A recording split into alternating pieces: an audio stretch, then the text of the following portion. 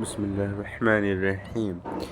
حضرت سلمان رضی اللہ تعالیٰ عنہ روایت کرتے ہیں کہ رسول اللہ صلی اللہ علیہ وسلم نے ارشاد فرمایا، جب مسلمان اچھی طرح وضو کرتا ہے پھر پانچوں نمازوں پڑھتا ہے تو اس کے گناہ ایسے ہی گر جاتے ہیں جیسے پتے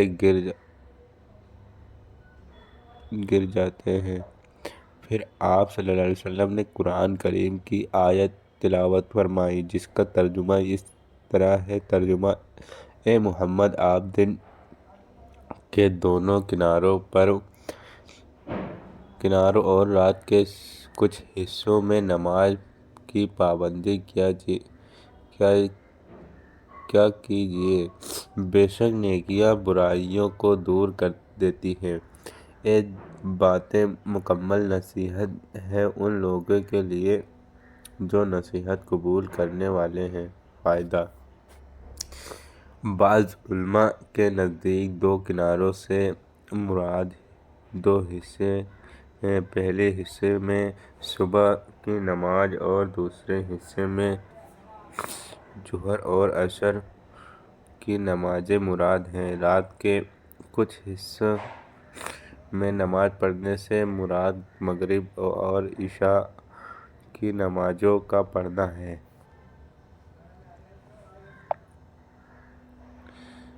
حدیث نمبر 17۔ حضرت ابو ہریرہ رضی اللہ تعالیٰ عنہ سے روایت ہے کہ رسول اللہ صلی اللہ علیہ وسلم نے ارشاد فرمایا، پانچوں نمازوں، جمعہ کی نماز پچھلے جمعہ تک اور رمضان کے روزے پچھلے رمضان تک درمیان اوقات کے تمام گناہوں کے لیے کفارہ ہیں، جبکہ ان اعمال کو کرنے والا کبیرہ گناہوں سے بچے۔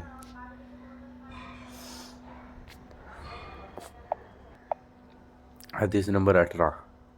حضرت ابو ہریرہ رضی اللہ تعالیٰ عنہ روایت کرتے ہیں کہ رسول اللہ صلی اللہ علیہ وسلم نے ارشاد فرمایا، جو شخص ان پانچ فرض نمازوں کو پابندی سے پڑھتا ہے وہ اللہ تعالیٰ کی عبادت سے غافل رہنے والوں میں شمار نہیں ہوتا۔ حدیث نمبر 19۔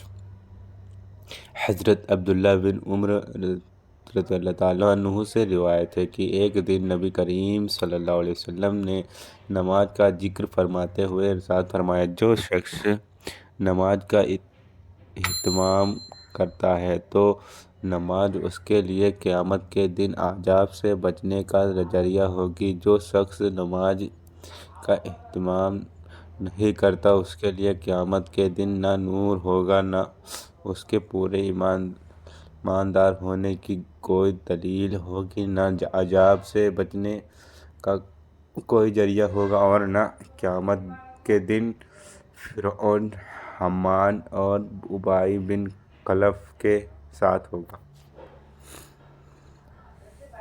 حدیث نمبر 20۔ حضرت ابو مالک اشجعی رضی اللہ تعالیٰ عنہ اپنے والد سے روایت کرتے ہیں کہ رسول اللہ صلی اللہ علیہ وسلم کے زمانے میں جب کوئی شخص مسلمان ہوتا تو صحابہ کرام سب سے پہلے اسے نماز سکھاتے۔ حدیث نمبر 21۔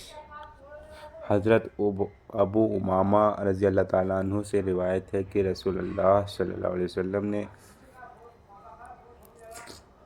دریافت کیا گیا، یا رسول اللہ، کون سے وقت کی دعا زیادہ قبول ہوتی ہے؟ ارشاد فرمایا، رات کے آخری حصے میں اور فرض نمازوں کے بعد۔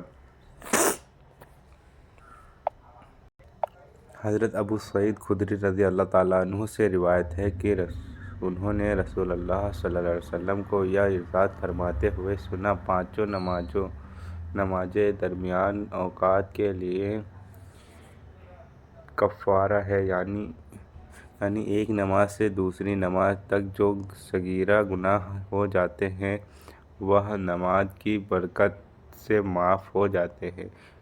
اس کے بعد نبی کریم صلی اللہ علیہ وسلم نے ارشاد فرمایا، ایک شخص کا کوئی کارخانہ ہے جس میں وہ کچھ کاروبار کرتا ہے، اس کے کارخانے اور مکان کے درمیان 5 نہریں پڑتی ہیں۔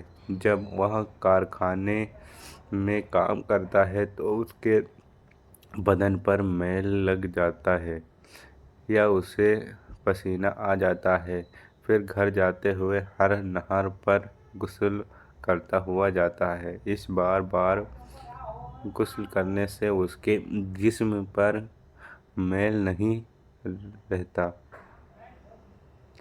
یہی حال نماز کا ہے کہ جب بھی کوئی گناہ کر لیتا ہے تو دعا استغفار کرنے سے اللہ تعالیٰ نماز سے پہلے کے تمام گناہوں کو معاف فرما دیتے ہیں۔